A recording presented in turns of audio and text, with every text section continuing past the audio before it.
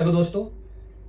और बहुत दोस्तों ने कुछ डाउट्स और कंसर्न और काफ़ी दोस्तों ने कमेंट्स किया था। एडमिशन से रिलेटेड क्यूरी काफ़ी दोस्तों का आया था और मैंने कल जो वीडियो अपलोड किया था उसमें बहुत दोस्तों ने कुछ डाउट्स और आप कहें उनके कुछ प्रॉब्लम्स या जो भी एडमिशन से रिलेटेड जो इशूज़ हैं, वो काफ़ी कमेंट्स देखने के बाद मुझे लगा कि उसको एड्रेस करना चाहिए मुझे इस वीडियो के माध्यम से।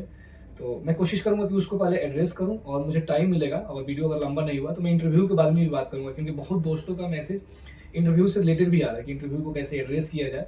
तो कोशिश करूँगा कि मैं लास्ट में इंटरव्यू से रिलेटेड भी कुछ इंपॉर्टेंट टिप्स आप लोगों को दूँ, जिससे आप लोगों को इंटरव्यू में हेल्प हो।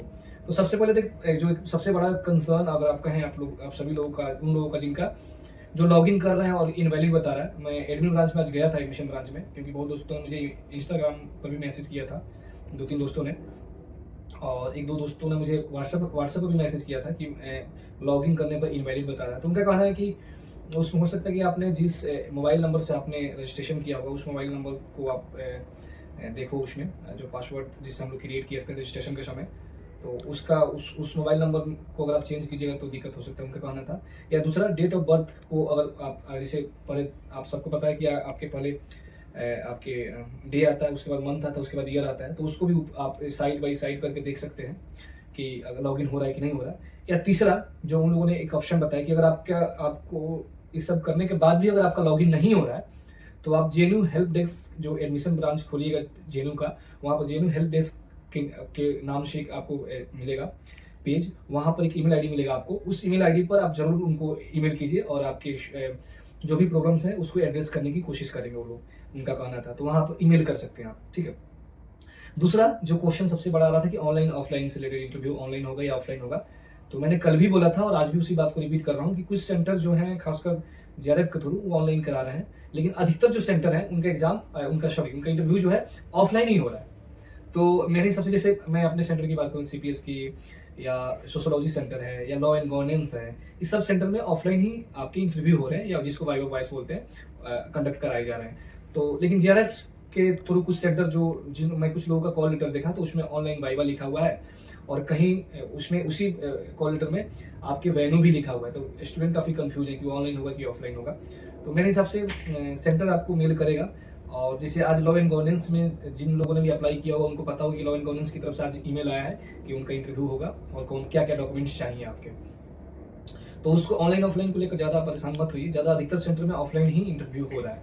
कुछ सेंटर हैं जिसको देखने पर जो उनके कॉल लेटर देखने पर पता चला है कि वहाँ ऑनलाइन कंडक्ट कराए जाएंगे। तीसरा जो सबसे ज़्यादा आप लोगों का कंसर्न और डाउट, मुझे जो मैं कमेंट्स देखा, कुछ दोस्त मैसेज कर रहे हैं कि उनका एक ही दिन 3 या 4 इंटरव्यू हो रहा है, तीन इंटरव्यू हो रहा है, 2 इंटरव्यू एक ही दिन हो रहा है। जैसे मान लीजिए कोई दोस्त 6 सेंटर में हुआ है, मान लो जेआरएफ के थ्रू 3 सेंटर में और 3 आपके नेट के थ्रू हुआ है, तो किसी दोस्त का 16 को ही तीनों सेंटर में पड़ गया एक ही दिन।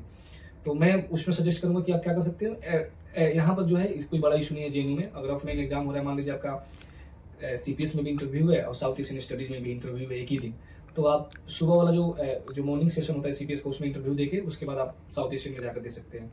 या आप अगर यहाँ आप ऑफलाइन आ रहे हैं तो आप इन्फॉर्म कर सकते हैं, जैसे सुबह सुबह आके आप सीपीएस में, अगर मान लीजिए मॉर्निंग में आपका इंटरव्यू है तो वहाँ इंटरव्यू दे दीजिएगा और सुबह ही जाकर साउथ एशियन जो स्टडीज है वहाँ पर जाके आप इन्फॉर्म कर सकते हैं कि सर मेरा जो मॉर्निंग शिफ्ट में मेरा सीपीएस में इंटरव्यू है और साउथ एशियन स्टडीज में मैं मॉर्निंग के बाद जो आफ्टरनून जो सेशन होता है वहाँ उसमें मैं इंटरव्यू देना चाह रहा हूँ लंच के बाद, तो हो जाता है, एडजस्ट हो सकता है। या दूसरा ऑप्शन है कि आप सेंटर के जो चेयरपर्सन है उस चेयरपर्सन के मेल पर ईमेल कर दीजिए कि सर मेरा क्लैश हो रहा है इंटरव्यू, तो प्लीज़ आप रीशेड्यूल कर दीजिए मेरा जो इंटरव्यू है। तो रीशेड्यूल हो जाता है इंटरव्यू यहाँ पर। और जेएनयू इस सब मामले में बहुत कोऑपरेटिव है, मैं जेएनयू की प्रशंसा नहीं कर रहा हूँ क्योंकि मैं जेएनयू में पढ़ रहा हूँ, इसलिए उसकी प्रशंसा नहीं कर रहा हूँ। तो हो जाता है क्योंकि मैं एक्सपीरियंस के आधार पर बता रहा हूँ, 2-3 साल से मैं जेएनयू के एडमिशन प्रोसेस को काफ़ी करीब से मुझे देखने को मिल रहा है और जानने को, समझने को मुझे मिल रहा है, उस बेसिस पर मैं बोल रहा हूँ। तो कोई बड़ा इशू नहीं है, उसको लेकर प्लीज़ आप लोग परेशान मत हो जाता है, सॉल्व हो जाता है और इंटरव्यू ऊपर नीचे हो जाता है, रीशेड्यूल हो जाता है।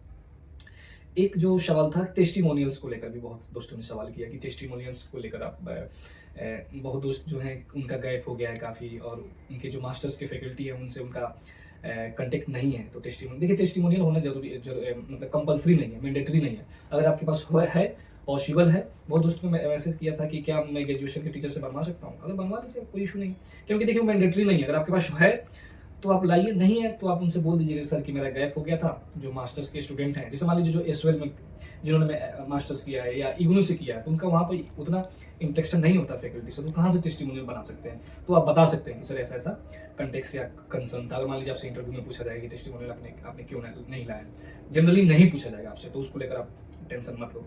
5वां क्वेश्चन था बायो नोट्स। बायो नोट्स वही आपका एरिया ऑफ इंटरेस्ट क्या है, आप किस एरिया में काम करना चाह रहे हैं, जो रिसर्च प्रपोजल से रिलेटेड ही एक छोटा सा एक ब्रीफ इंट्रोडक्शन आपसे, एक ब्रीफ बायो मांगा गया है आपसे, मतलब आप हाफ पेज का या एक पेज का, तो उसको आप लिख सकते हैं या लिख सकती हैं आप। उससे क्या होता है कि उनको एक आइडिया मिल जाता है कि आपका area of interest, broader area of interest आपका क्या है। जैसे मान लीजिए मैं इंटरव्यू देने आ रहा हूँ, मेरा काम कॉन्स्टिट्यूशन पर है, लेकिन मेरा हो सकता है कि मेरा इंटरेस्ट पॉलिटिकल साइकोलॉजी या साइको एनालिसिस या कास्ट इस समय भी हो सकता है, तो इसीलिए आपसे एक ब्रीफ बायो मांगा जाता है। तो उसका भी ज़्यादा प्रेशर नहीं लेना है, अगर आप लिख कर ला रहे हैं तो अच्छा है। कोशिश कीजिए कि अगर 8 या 10 सेंटेंस 12 सेंटेंस का एक ब्रीफ बायो आप लिख लें अपने एरिया के बारे में, तो अच्छा है। नहीं अगर लिख पा रहे हैं तो कोई इशू नहीं है, ठीक है। उसके बाद इसके अलावा लैंग्वेज को लेकर भी क्वेश्चन किए थे। देखिए लैंग्वेज तो मैं ईमानदारी पूर्वक इसको एक्सेप्ट कर रहा हूँ कि इंग्लिश में ही जनरली इंटरव्यू होता है, लेकिन आप हिंदी में भी बोल सकते हो। कुछ सेंटर स्पेस दे देते हैं, जैसे मेरा सेंटर है तो स्पेस दे देता है। मैंने भी हिंदी में ही बोला था, बीच में शुरुआत किया था इंग्लिश में, और इंटरव्यू आपका जो हिंदी में ही चला था मेरा, ठीक है। शुरुआत इंग्लिश में हुआ था, तो थोड़ा सा टूटी फूटी अगर इंग्लिश आता है और बीच में हिंदी मार्क दीजिएगा तो कोई इशू नहीं, चल जाएगा। ड्रेस कोड कुछ नहीं होता इंटरव्यू को लेकर। उसके बाद जो सबसे कंपलसरी जो है, मैंडेटरी है जो इंटरव्यू के लिए, जैसे आप लॉ एंड गवर्नेंस का देखिएगा, आज ईमेल आया है तो उसमें क्लियरली लिखा हुआ है कि आपके पास रिसर्च प्रपोजल होना चाहिए। अगर आप जेआरएफ के थ्रू आ रहे हैं तो जेआरएफ का सर्टिफिकेट होना चाहिए, और थर्ड आपके पास एक ब्रीफ बायो होना चाहिए, ठीक है। तो मेन जो चीज है आपका रिसर्च प्रपोजल है और आपका जेआरएफ सर्टिफिकेट है, और एक मास्टर्स का एमए का सर्टिफिकेट भी अगर आप रख लीजिएगा तो अच्छा होगा। यही सब मैंडेटरी और कंपल्सरी डॉक्यूमेंट है, और सब चीजें अगर नहीं भी आपके पास, कोई दिक्कत नहीं है। आप जी लोग के काम होके आइए और इंटरव्यू दीजिए, और कोशिश कीजिए कि आप अपने प्रपोजल जो है, प्रपोजल को फोकस कीजिए और प्रपोजल को प्रैक्टिस कीजिए। मैं वीडियो ये थोड़ा लंबा हो रहा है, तो मैं कोशिश करूंगा कि अभी एक नेक्स्ट वीडियो में मैं इंटरव्यू के जो भी इंपॉर्टेंट एस्पेक्ट है, क्योंकि मैं इंटरव्यू को बात करूंगा तो थोड़ा सा वीडियो लंबा हो सकता है, क्योंकि सोशल साइंस का जो इंटरव्यू होता है उसका थोड़ा सा एक्सपेक्टेशन अलग होता है, और जो स्कूल ऑफ इंटरनेशनल स्टडीज का जो इंटरव्यू है, जो स्कूल ऑफ इंटरनेशनल स्टडीज के जो अलग अलग सेंटर हैं, उनके कुछ अलग एक्सपेक्टेशन होता है आपके इंटरव्यू से लिए। तो मैं एक नेक्स्ट वीडियो में कोशिश करूंगा कि अलग अलग सेंटर है उनका क्या एक्सपेक्टेशन है, और एक ओवरऑल इंटरव्यू के लिए हमारा क्या अप्रोच होना चाहिए, रिसर्च प्रपोजल को लेकर क्या हमारा अप्रोच होना चाहिए, मैं उस पर बात करूंगा। ये आप लोगों का कुछ डाउट्स और कंसर्न था, उसको मैं एड्रेस करने की कोशिश की इस वीडियो के माध्यम से।